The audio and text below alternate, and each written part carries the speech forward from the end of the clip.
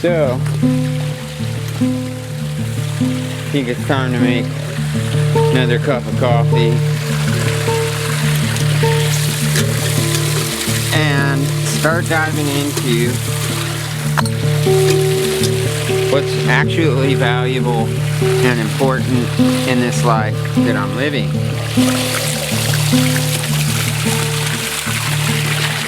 A couple of the key ingredients: water, fire, metal, wood, food, coffee, and finding out what my real truth is,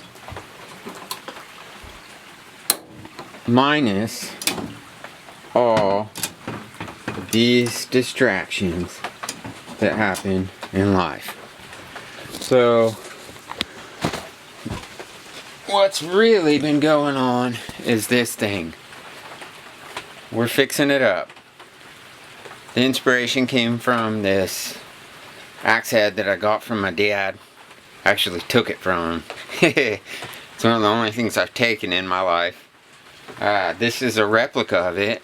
I found out on eBay that the axe head was a true temper. So I found that one, ordered it, got a beaver tooth. It was a beaver tooth handle, and yeah, I put it on at my mom's house when I was down there trying to make some things happen, and I left it with this huge shoulder, and that needs to be fixed. So yeah, I officially got the old camera stuff out, which I haven't touched in a long time. When I was doing all of the Instagram stuff, it was like content, GoTron Pro. And I lost touch with the beauty of cinematography and storytelling and all the stuff that sent me to film school. I was fascinated with documentary films, especially some of the first ones that I ever saw. I was like, wait, this isn't people faking it. This is like people actually documenting what they're doing and what other people are doing. And so when I got to film school, we had this project where we were supposed to make a 3-minute mini doc, which is, man, this was in 2005, and this would be really cool.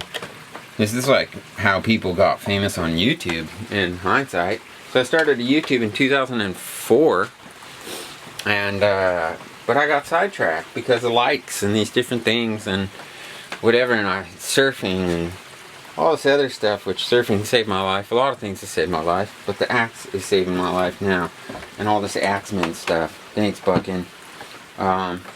But so, I'm rambling right now, but where I'm getting at is there's certain things that are important, and I'm not distracted anymore.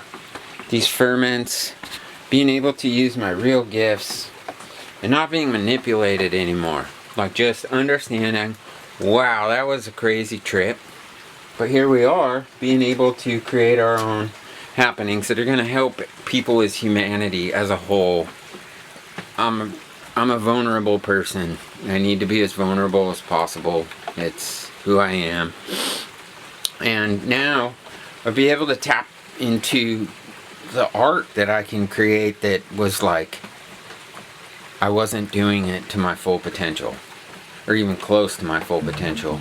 It was like telephone, zip zap, zoobity boop, doobity boo, and that's not working for me anymore. It's been such a difficult thing to build all of this. It was just the woods. I mean, there was just trees. And I don't mean just like trees, I mean just trees. Like 3, 4, 5, 6 feet apart from each other. Fallen over 200 trees easily. And I still have another 200 to go.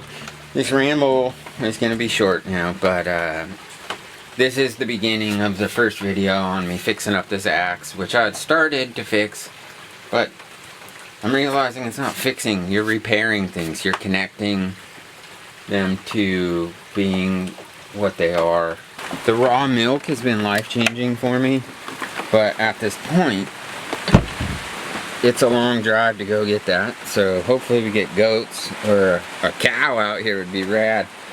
But so I've been using this stuff because it works perfect for the ferment stuff.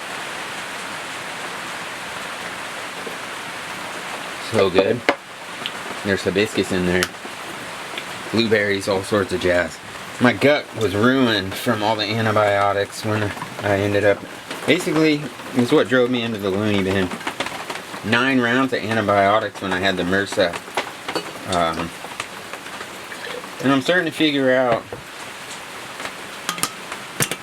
what's basically killed me, and it's, almost lost the milk there.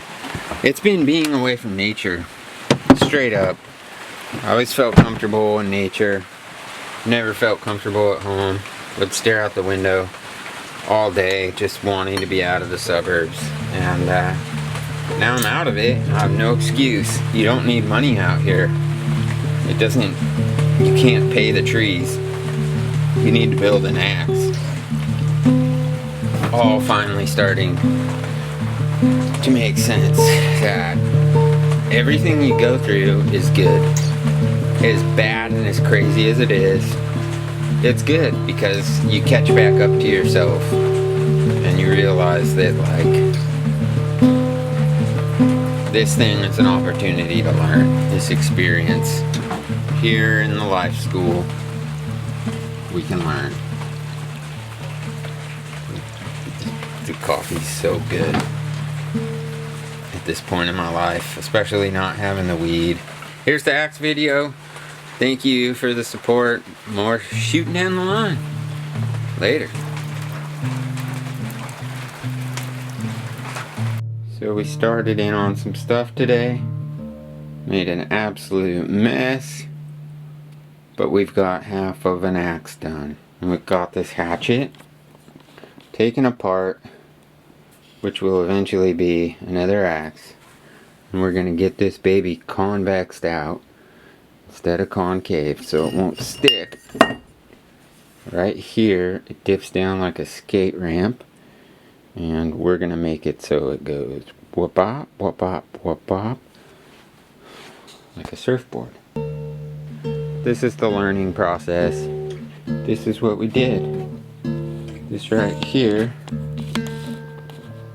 is the first axe that I've ever even tried to make.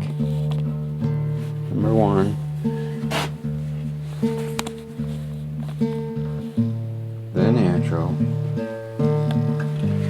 And we had a giant shoulder on this thingy. And so we got about halfway through the video today. But we're looking a lot better.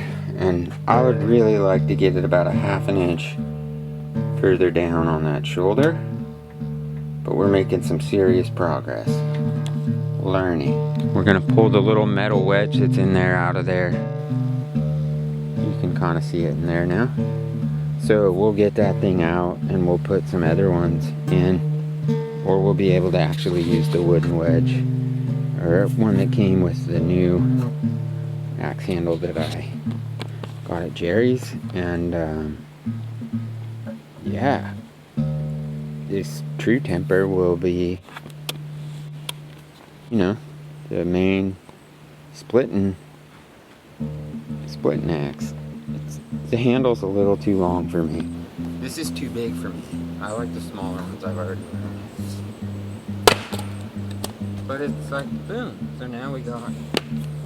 But it's good to be learning with the longer stuff, and we'll get this thing ripping. So thanks for watching the videos, and there's more coming down the line. Alright, yeah.